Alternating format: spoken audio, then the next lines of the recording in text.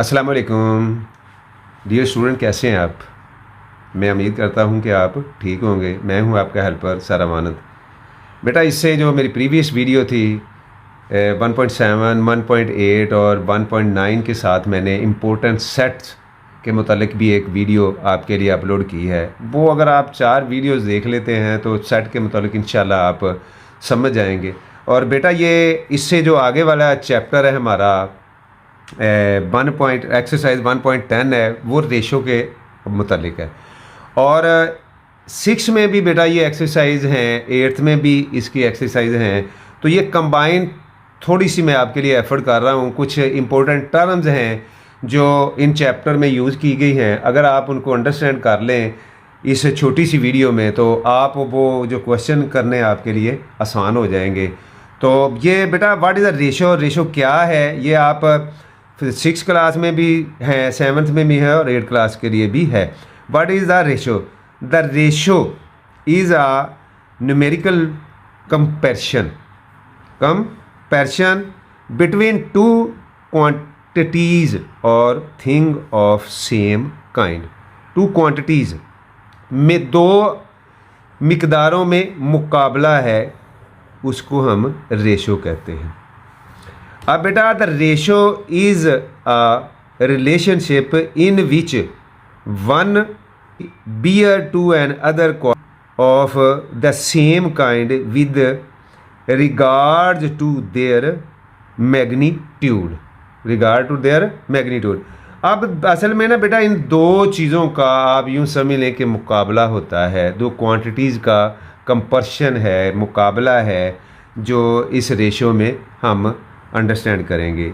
आगे बेटा, सम term about ratio. अब इसमें कुछ टर्म्स यूज़ की जाती हैं, वो आपके लिए बेटा समझना ज़रूरी है। ये छोटी सी वीडियो मैं इसीलिए बना रहा हूँ कि आप वो अच्छी तरह समझ जाएँ ताकि आपके लिए वो एक्सरसाइज करनी आसान हो जाए। Antecedent and consequent in a ratio, ये दो नंबर के नाम होते हैं। किन किन के नाम होते हैं वो आप देखते हैं। The first element is called antecedent. Antecedent का अगर आप इंग्लिश में बेटा मीनिंग देखें तो इसका मतलब होता है बाप दादा, यानी आबो अजदाद, यानी आपके जो बुज़ुर्ग हैं, पहले वाले जो गुजर गए हैं, इसका मीनिंग उर्दू में ये होता है। लेकिन यहाँ ये मैथमेटिकली यूज़ की गई है, तो इससे मुराद पहले वाला जो रेशो में पहले वाला नंबर होगा उसको एंटीसीडेंट कहते हैं। और दूसरा है कॉन्सिक्वेंट। अब बेटा, कॉन्सिक्वेंट जो बाद वाला नंबर होगा, अब ये यहाँ देख लीजिए कि ये 4 जो है ये एंटीसीडेंट है और 5 जो कॉन्सिक्वेंट है। अब पहले वाले नंबर का ये नाम है और दूसरे नंबर का ये नाम है। जब आप दो नंबर इस फॉर्म में लिखे जाएंगे तो पहले नंबर को एंटीसीडेंट कहते हैं और दूसरे को कॉन्सिक्वेंट बोलते हैं। आगे बेटा, इसके बाद है कंटिन्यूड रेशो। अब अ कंपैरिजन अमंग 3 और मोर क्वांटिटीज़, यानी 3 या 3 से ज़्यादा मिकदारों के दरमियान में जो मुकाबला इज़ कॉल्ड कंटिन्यूड रेशो। अगर आप देखें तो पीछे 2 के दरमियान था, ओनली सिंपल रेशो को हमने डिफ़ाइन किया है जो, और अब 3 के दरमियान में है। जो 3 के दरमियान में होगा उसको हम कंटिन्यूड रेशो बोलते हैं। A B C D E, या A ratio B is equal to B ratio C is equal to C ratio D और is equal to D ratio C. अब ये जो 2 डॉट होते हैं ये वाले बेटा, ये इसका रेशो का जो है ना वो सैम्बल होता है। अब बेटा, इसके बाद इसकी कुछ मज़ीद टर्म है, वो भी मैं आपके साथ चाहता हूँ कि आप थोड़ा सा उसके मतलब जान जाएं, ताकि जब हम एक्सरसाइज कोई भी इसकी रेशो की करें तो आपके लिए कोई चीज़ नई ना हो। आगे बेटा, प्रपोर्शन है। अब रेशो के आप जानते हो कि 2 डॉट होते हैं, ये जो आप ऐसे और ऐसे लगा देते हो, और अगर इनको 4 कर देते हैं तो ये इसका साइन है, सिंबल है प्रपोर्शन का। प्रपोर्शन होता क्या है? The relation of equality of to ratio is called proportion. अब बेटा ये रेशो के, टू रेशो के है, पीछे हमने रेशो को देखा तो वो टू क्वांटिटीज़ था, लेकिन यहाँ टू रेशो के बिटवीन जो इक्वलिटी होगी वो प्रपोर्शन होगा। जैसे ये आपके लिए मैंने नीचे सिंबॉलिकली भी लिखा है, ए रेशो बी प्रपोर्शन सी रेशो डी, इसको प्रपोर्शन पढ़ते हैं।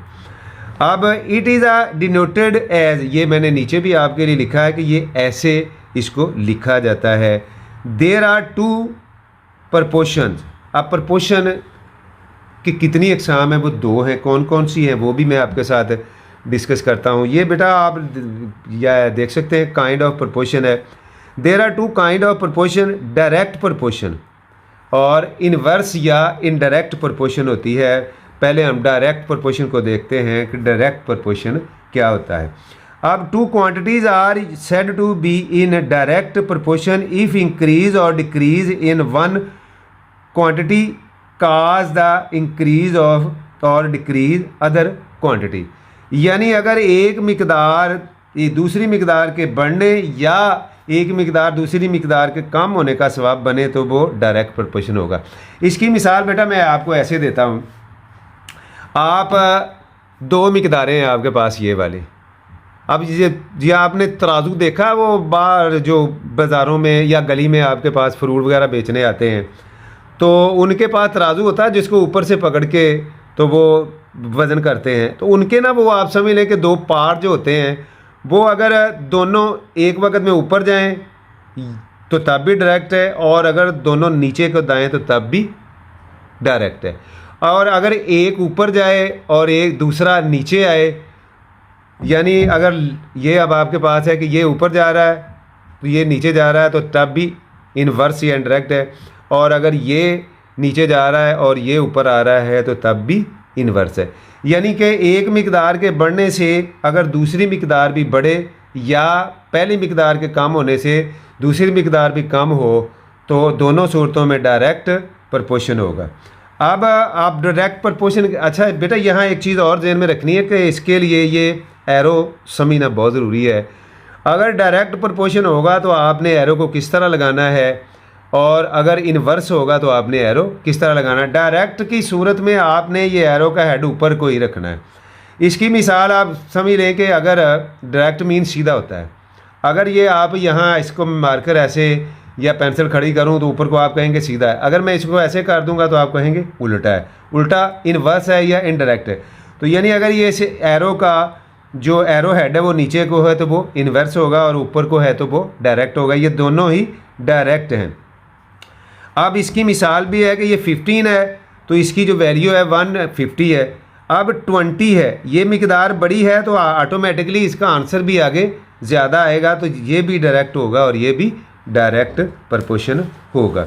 इनवर्स प्रपोर्शन ये आप देख सकते हो, इसकी भी एग्जांपल मैंने आपके सामने लिखी है। इनवर्स और indirect proportion, two quantities are said to be inverse proportion if the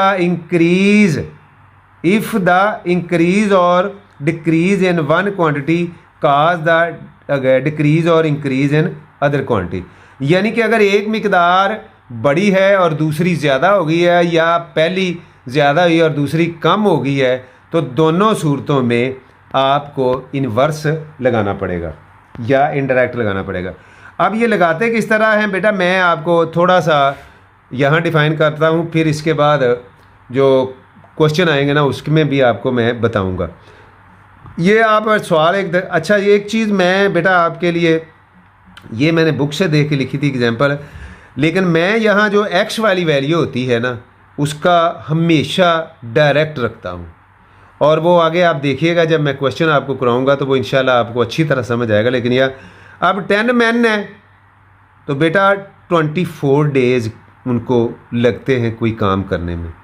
अगर 15 डेज़ होंगे, 15 मैन होंगे तो बेटा ऑटोमेटिकली अगर मैन इंक्रीज़ हुए हैं तो दिन डिक्रीज़ हो जाएंगे। काम तो वही है ना कर रहे, एक काम को 10 स्टूडेंट जो है ना वो 24 डेज़ में कंप्लीट करते हैं। तो अगर मैं स्टूडेंट उनकी जगह 15 लगा देता हूँ तो वो ऑटोमेटिकली स्टूडेंट ज़्यादा हो गए तो काम जल्दी कंप्लीट कर लेंगे।